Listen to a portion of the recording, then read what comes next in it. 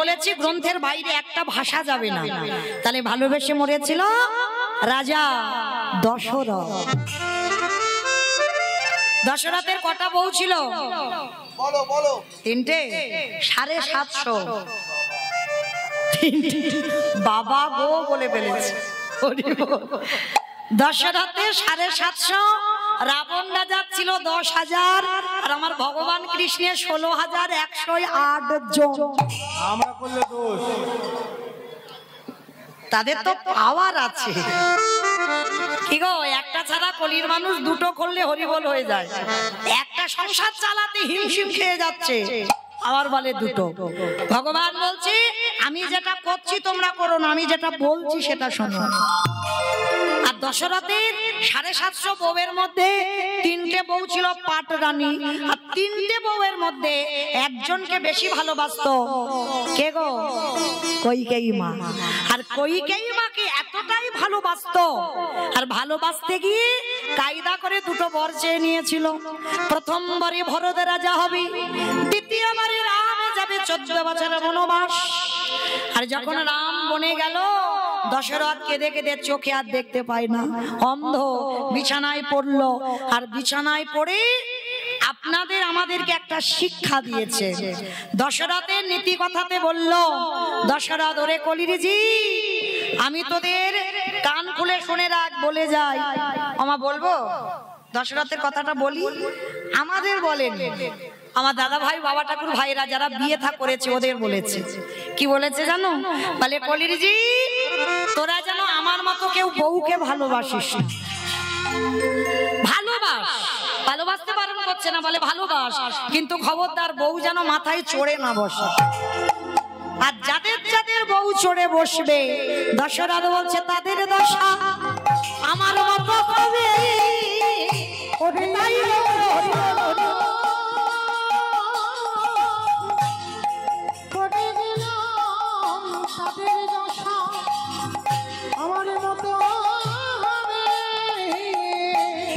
আসতে কত দূর আসছে? ফোন করেছেন? বেশ, তো আজকে যেই না বাবা। আচ্ছা মা, লীলাতে কোথায় ছিলাম? আমি বলবো, তা তুমি কি করছো? তাহলে শুনছো যখন বলতে হবে, তো আমি তো জানি কোথায় ছিলাম। বাহ, যত নাচানাচি করুক না কেন, যাই করুক না কেন, তাহলে ঠিক আছে। বেশ ভালো লাগলো। তাহলে কোথায় ছিলাম? সেই যমুনার জলে ছেলেটা মরতে গেল, ছেলেটার মরণ হলো না। বাবা গিয়ে যেই না ডাকলো, ছেলেটা উঠে এসে বলছে, বাবা যা কিছু জোগাড় করেছিলাম এই রাক্ষসী যমুনা সব কেড়ে নিয়েছে। সে কি সব কেড়ে নিয়েছে? এখন কি দিয়ে সেবা দেব? বাবা শোনো, ওই যে দেখা যাচ্ছে একটা মুদির দোকান, ওই দোকানে গিয়ে কিছু জিনিস চুরি করে আন। চুরি? হ্যাঁ রে বাবা, চুরি মানে তো মহাপাপ। কে বলেছে চুরিতে পাপ হয়? এ জগতে নিজের জন্য চুরি করলে পাপ হয়। অতিথি মানে নারায়ণ, নারায়ণের জন্য যদি কেউ চুরি করে, সে চুরিতে জীবনে কোনোদিন পাপ দশায় না। ও আচ্ছা বাবা, আমি ওই দোকানে গিয়ে আমি আর তুমি দুজনে মিলে একটু চাল ডাল নিয়ে চুরি করে আসবো।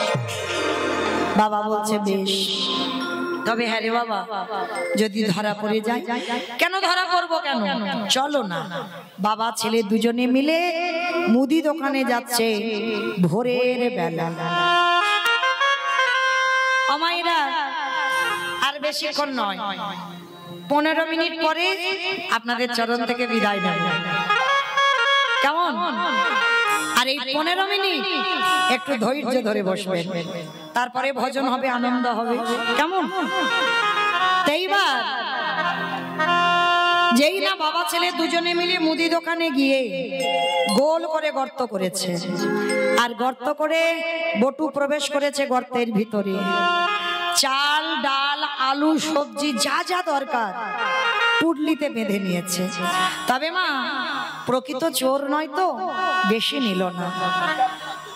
চারজনের জন্য যা যা দরকার, যা যা প্রয়োজন সেটুকুই নিয়েছে। আর নিয়ে এইবার পুডলিটা বেঁধে গর্ত থেকে বেরিয়ে এসে বলছে, বাবা বাবা তুমি তো কত চিন্তা করছিলে। এসে গেছে এসে গেছে, আর চিন্তা করতে হবে না। আচ্ছা আমি ধরে আছি, একটু রেস্ট নিয়ে এসে রাধে একটু চাটা খাও তারপরে এসো। নিতাই গৌর প্রেমানন্দে হরি বল হরি বল হরি বল হরি বল। এইবার আজকে বাবা ছেলে দুজনে মিলে চুরি করে বাবার হাতে দিয়েছে। বাবা বাবা তুমি তো অনেক চিন্তা করছিলে, দেখলে তো আমি কি সুন্দর ব্যবস্থা করে দিলাম। আর যেই না বললো কি সুন্দর ব্যবস্থা করে দিলাম, দাঁড়াও। বাবা বলছে, হ্যাঁ রে খোকা, চাল ডাল তো দিলি, জানো বাবা একটা হরিতুকি নিয়ে আয়। এই মুখশুদ্ধি না দিলে সেবার ফল পাওয়া যায় না। এই কথাটা মা খুব কান খুলে শুনে নাও। যারা যারা ভগবানকে বা অতিথি সেবা দেবেন, সেবার পরে মুখশুদ্ধিটা দিতে ভুলে যাবে না। জোয়ান, পান মশলা, এলাচ, লবঙ্গ, মৌরি এগুলো দিতে হয়। আর এগুলো হলো মুখশুদ্ধি। আর এগুলো না দিলে সেবার পরিপূর্ণ ফল তুমি পাবে না। এগুলো দিতেই হবে। এবার বাবা বলছে, চল না বাবা একটা দোকানে গিয়ে হরিতুকি নিয়ে আয়। এইবার আবার প্রবেশ করলো বটু দোকানের ভিতরে। দেখে না পানের থালাতে একটা হরিতুকি পড়ে আছে। আর এদিকে দোকানটা এমন, বাইরে দোকান ভিতরে ঘর, দোকানদার ঘরের ভিতরে ঘুমাচ্ছে। আর এদিকে বাবা সবে মাত্র ওই হরিতুকিতে হাতটা দিয়েছে। আর যেই না হরিতুকিতে হাতটা দেওয়া, সঙ্গে সঙ্গে ভগবান মনে মনে চিন্তা করলো, বটু প্রথম পরীক্ষাটা তোর রূপ ধরে গোটা লোকের কাছে মার খাইয়েছি, আমার মনে পড়ছে। দ্বিতীয়বারে কচ্ছপ হয়ে চাল ডালটা খেয়েছি। এইবার 3 নম্বরের পরীক্ষা। এবারে যেই না হরিতুকিতে হাত দিয়েছে, ভগবান দোকানদার ঘরে ঘুমাচ্ছে, তাকে স্বপ্ন দিচ্ছে। দোকানদার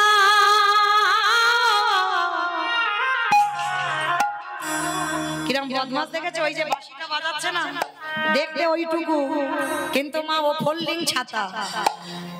ফোল্ডিং ছাতা দেখেছো, খুলে দিলে বড় আর গুছিয়ে নিলে ছোট। ও দেখতে ওইটুকু, কিন্তু ওইটুকু নয়। হ্যাঁ দেখেন বাবা, সেই দুটো পায়ে স্বর্গমর্ত দখল করেছিল। আর বলি রাজার কাছে গিয়ে পেটের ভিতর থেকে একটা পা বের করেছিল বামন রূপে। বলে একটা পা কোথায় রাখবো? বলি রাজা মাথাটা পেতে দিল। তাহলে ও দেখতে ওইটুকু, বামন হয়ে গেল। বামন মানে বেটে, দেখতে ওইটুকু, কিন্তু বাবা ও যখন একটা পা বা হাত বের করবে না, এত বড় বিশ্ব ব্রহ্মাণ্ড দখল করে নেবে। তো আজকে যেই না বাবা ভগবান দোকানদার ঘুমাচ্ছে, ও তো সবার হয়।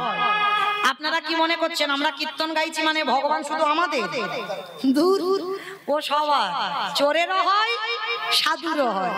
চোরকে বলে তুই চুরি করতে যা, তোর জন্য আমি আছি, কেউ তো ধরতে পারবে না। আর মালিককে বলে তুই নিশ্চিন্তে ঘুমা, তোর মাল আমি পাহারা দিচ্ছি। ও সবার, মানে কেউ যাতে ছোটে না যায়। এইবার দোকানদার ঘুমাচ্ছে, ভগবান দোকানদারকে স্বপ্ন দিচ্ছে। দোকানদার তুমি অমন করে কালে নিদ্রায় ঘুমায়ো না, চেয়ে দেখো তোমার মুদি দোকানে কেমন চুরি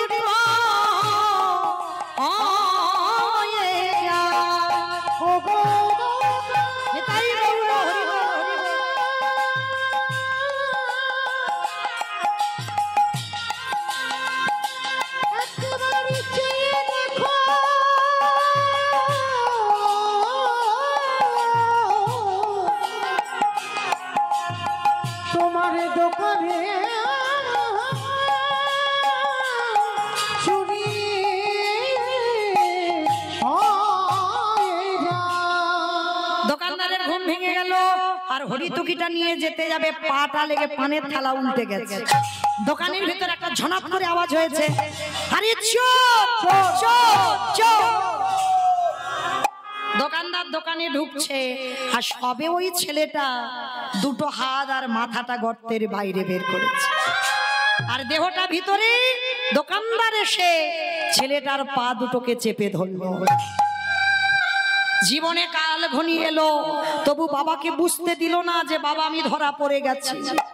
হাসি মুখে হরিতুকিটা দিয়ে বলছে, বাবা যাও রান্না বসাও, আমি একটু পরে যাচ্ছি। যতই হোক বাবা তো বুঝতে পেরে গেছে ছেলের কিছু একটা হয়েছে। যে ছেলে এত ঘামে না আজকের ঘামছে কেন? কারণ বাবা পা ধরে তো টানছে দোকানদার ভিতরে, আর দেওয়ালটা ধরে আছে, আর মাথাটা বাইরে আছে, হাত দুটো বাইরে আছে। বাবা বলছে, হ্যাঁ রে খোকা, সত্যি করে বল তোর কি কিছু হয়েছে? ছোট্ট ছেলেটা থাকতে পারলো না, বলে উঠলো, বাবা আর বুঝি তোমার সঙ্গে আমার যাওয়া হবে? কেন আমার সঙ্গে যাবি না? তুই কার সঙ্গে যাবি? যাবো কি করে? এরা যেভাবে আমার পা ধরে টানছে, যে কোনো মুহূর্তে আমায় দোকানের ভিতরে নেবে। খোকা চুপ কর, আমি বারবার তোকে নিষেধ করেছিলাম তুই যাস না। তুই আমার কথা শুনে চুরি করতে গেলি, এতদিন পরে আমাদের সেবা ধর্মের অবমাননা হলো। সকাল হলে সবাই বলবে তুই চোর, আমি তোর বাবা। এই বদনাম আমি নিতে পারবো না। বাবা কাল সকালে যাতে কেউ বুঝতে না পারে আমি চোর, তুমি আমার বাবা, তার বিনিময়ে একটা কাজ করবে।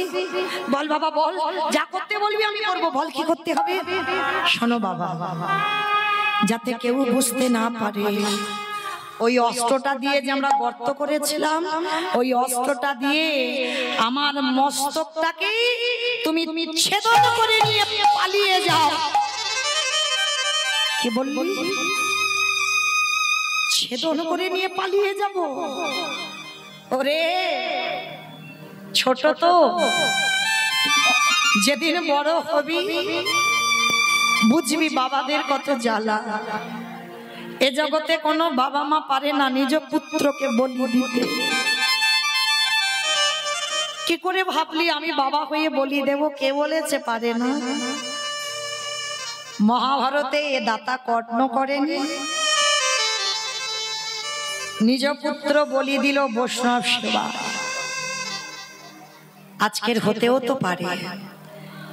আজকের বাবা মনে মনে ভাবছে, বেশ তাহলে বল আমায় কি করতে হবে? শোনো বাবা, বাবা উন্মাদ পাগল হয়ে গেছে। একবার ভাবি আমার ছেলে চাই, একবার বলে আমার অতিথি সেবা। এই দুটো চিন্তা করতে করতে অস্ত্রটা হাতে করে তুলে নিয়ে একমাত্র সন্তানের মস্তকটাকে ছেদন করে দিল। আর যখনই মস্তক ছেদন করলো, মাথাটা বাইরে পড়ে গেল, আর দোকানদার পা দুটো নিয়ে টান দিয়েছে। দোকানদার নিয়ে দেখলো গলায় পইতে, মানে ব্রাহ্মণের ছেলে। তাড়াতাড়ি ভাবলো যদি জানতে পারে আমরা ব্রহ্ম হত্যা করেছি, গ্রাম ছাড়া করে দেবে। বাবা তাড়াতাড়ি করে মাথাটা পুডলি বেঁধে নিয়ে ছুটতে ছুটতে গিয়ে যমুনার জলে ছেলের মাথাটা ফেলে দিয়েছে। আর এদিকে দোকানদারে গিয়ে ছেলের দেহটা বস্তাবন্দি করে যমুনার জলে ফেলে। লীলা শেষটা দেখেন কেমন। বাবা মাথা দিল যমুনায়, দেহ দোকানদার দিল যমুনায়। স্রোতে বস্তা খুলে গিয়ে দেহ মাথা এক জায়গায় ভাসছে। ওদিকে সন্দীপনী মুনি গিয়ে রন্ধনের ব্যবস্থা করেছেন। ভগবান রূপী অতিথি বলল, মুনিবর সেবা তো হবে, কিন্তু ভোর হবার আর একটু দেরি আছে। ভোর হব ভাব, চলো স্নানটা করে আসি। যেই না স্নানে গেছে, গিয়ে দেখছে ছেলের কাটা দেহটা ঘোরাঘুরি করছে। ভগবান জেনে না জানার ভান করলো, মুনিবর ভালো করে দেখো তো ছেলেটাকে কি চেনো? এক বাক্যে বলেছিল, আমি চিনি না, জানি না, দেখিও নি। ভগবান বলল, শোনো, আমি ধ্যানে যদি জানতে পারি তোমার সঙ্গে রক্তের সম্পর্ক আছে, আমি আর সেবা পাবো না। চরণটা ধরে সন্দীপনী মুনি সব ঘটনাটা বললেন। বলার পরে ভগবান বলছে, দাঁড়াও, তোমার ছেলে আমি বাঁচিয়ে দেব। আমার এই ঝোলাতে একটা ওষুধ আছে, চিনতে পারেনি তো, ভেবেছে সাধারণ বৈষ্ণব। তীরে তুলেছে দেহটাকে, তীরে তুলে নয়ন ইঙ্গিত করে বলছে ব্রহ্মা দেখো তো তুমি দেহটা জোড়া লাগাতে পারো কিনা। ব্রহ্মা পাচ্ছে না। ভোলানাথ দেখো তো তুমি পারো কিনা, পাচ্ছে না। যে নামের নামই স্বয়ং ভগবান তিনিও পাচ্ছে না। আচ্ছা মা, আমি বলেছিলাম কীর্তনের শেষে দুটো প্রশ্নের উত্তর লাগবে, তাহলে এবার উত্তর দুটো দেন, তারপরে তো পরবর্তী কীর্তন নিয়ে আসবে, না হলে তো আসতে পারবে না। আমি যদি এখান থেকে না নামি তাহলে কি আসতে পারবে? পারবে না তো। তাহলে উত্তরগুলো ঠিক ঠিক দেবে, কেমন? ব্রহ্মা বিষ্ণু মহেশ্বর কেউ পাচ্ছে না কাটা দেহ জোড়া লাগাতে, আর কে বাকি আছে? না না, তার মানে কীর্তন শুনেছে। এইবার নারদকে বলছে নারদ তুমি দেখো পারো কিনা। আর নারদের অভ্যাসটা কি গো? হদে মোরারে মাধো কইটার ভারে গোপাল গোবিন্দ মুকুন্দ সৌরে উলুধ্বনি হরি মুরারি মাধো কইটার ভারে গোপাল গোবিন্দ মুকুন্দ সৌরে রাম নারায়ণ মুকুন্দ মধুসূদন কেশব বংশরে হরে বৈকুণ্ঠ বামন হরে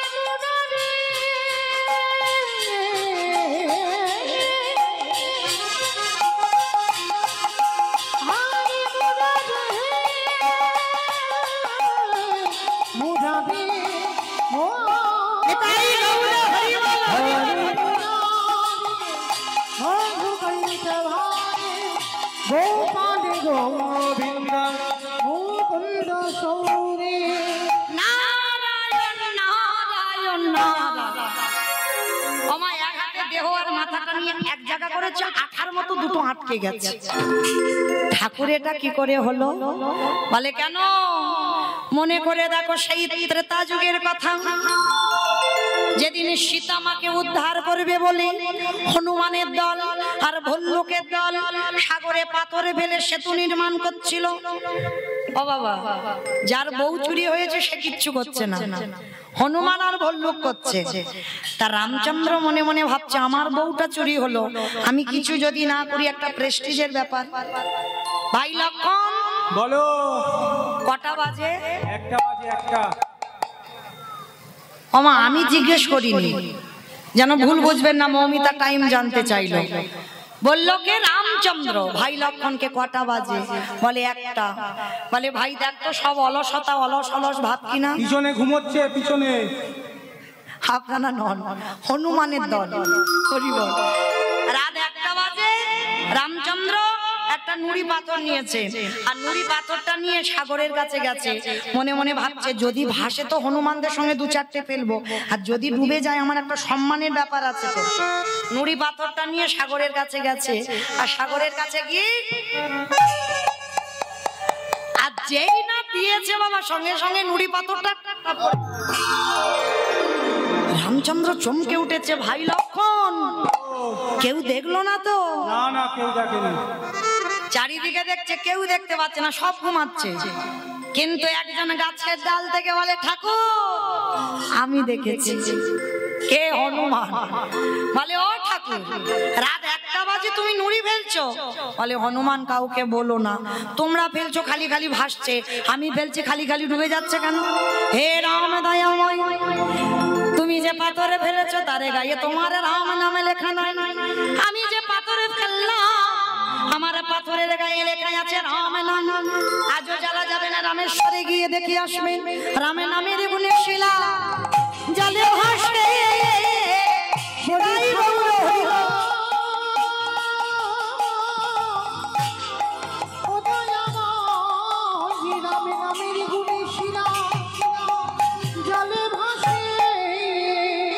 ফিরে আসার লীলায় নারদ বলছে ঠাকুর বুঝতে পেরেছে, ত্রেতা যুগে রাম নামের গুণে শিলা ভেসেছিল, আর আজকের আমার নামের গুণে কাটা দেহ জোড়া লাগলো।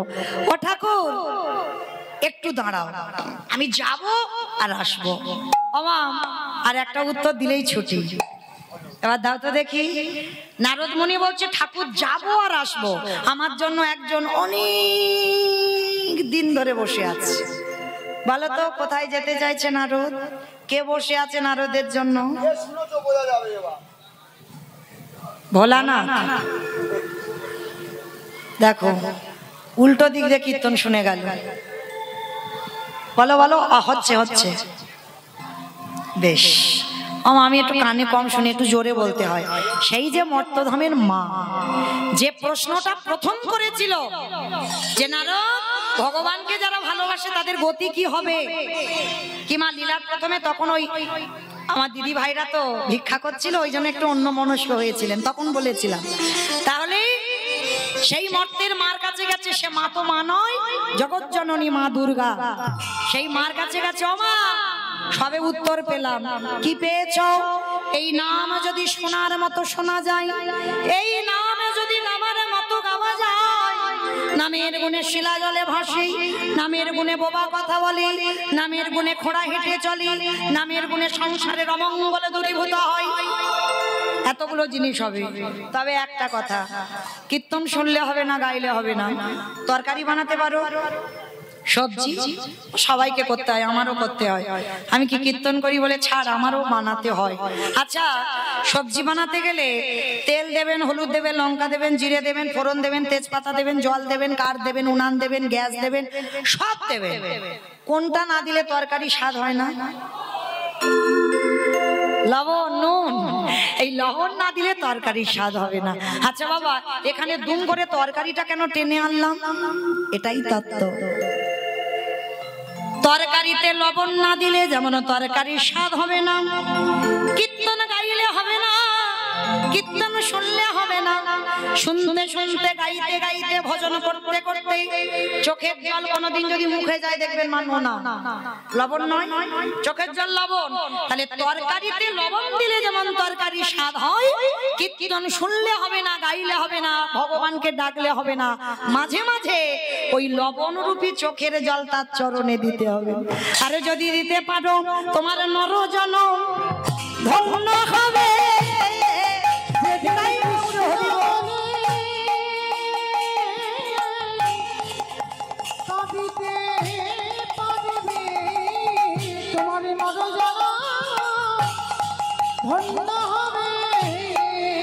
ফিরে আসেন লীলায়।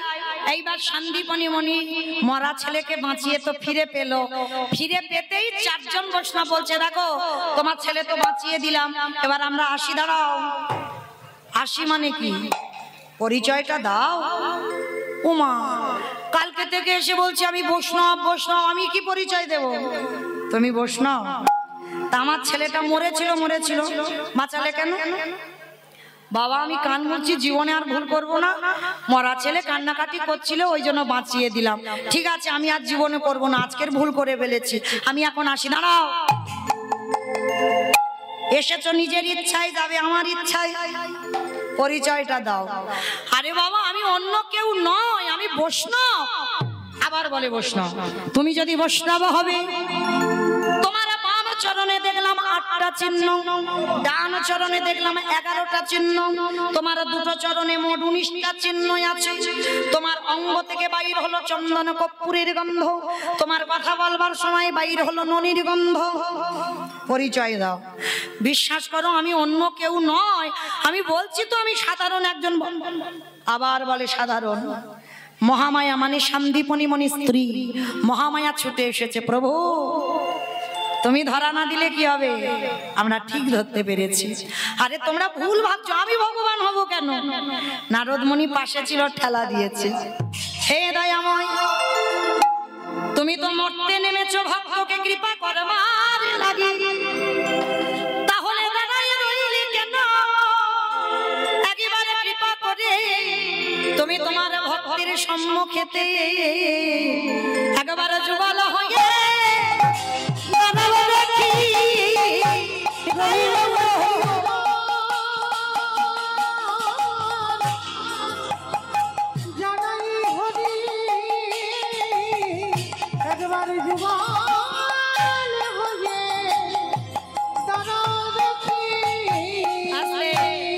নারদকে বলল, নারদ বলেই এসেছি। এইবার ব্রহ্মা বিষ্ণু মহেশ্বর নারদ চারজনে নিজ রূপ ধরল। অমায়েরা সাক্ষাতে ভগবানকে দেখতে পেল। মহামায়া বলল ওই রূপ নয়, তুমি একবার যুগল রূপে দাঁড়াও। তো মায়েরা এতক্ষণ সেই নটা থেকে শুনে কি বুঝলাম, কি জানলাম? ভক্তি যার কৃষ্ণ তার, সর্বশাস্ত্রে কয় ভক্তি না থাকিলে কৃষ্ণ দেখিও বাকি বা হয়। সাধিতে সাধিতে যদি কৃষ্ণ কৃপা করে এ জন্মে না হয় জন্ম জন্মান্তরে। তাহলে প্রকৃত যদি ভালোবাসার মতো আমার কৃষ্ণকে ভালোবাসো, তার যদি হঠাৎ প্যারালাইসিস ধরে যায়, মা চলতে পারবে না, ডাকার মতো ডাকলে চলবে। বোবা হয়ে গেছে কথা বলবে। আজকে রামেশ্বরে গিয়ে দেখবেন ত্রেতা যুগের শিলা প্রমাণ আজও আছে, পাথর জলে ভাসছে। সংসারের অমঙ্গল দূরীভূত হবে। ভগবান যেই না দর্শন দিল, ভক্ত সাক্ষাতে দর্শন পেল। হরি বল। অমাইরা সবাই আমার সঙ্গে একটু গাইবে, গাইবে সবাই, বলবে তো?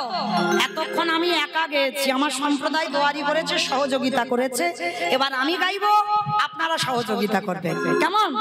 দোহাতে তুলে বলি রে কৃষ্ণ না, পরিবে তোদের সকল অনুষ্ঠান। আমি জানা গান গাইবো, যেটা সবাই গাইতে পারবে, কেমন? অজানা গান না। হরে কৃষ্ণ হরে কৃষ্ণ কৃষ্ণ কৃষ্ণ হরে হরে, হরে রাম রাম রাম হরে হরে। বলো কৃষ্ণ। বাহ, জোরে।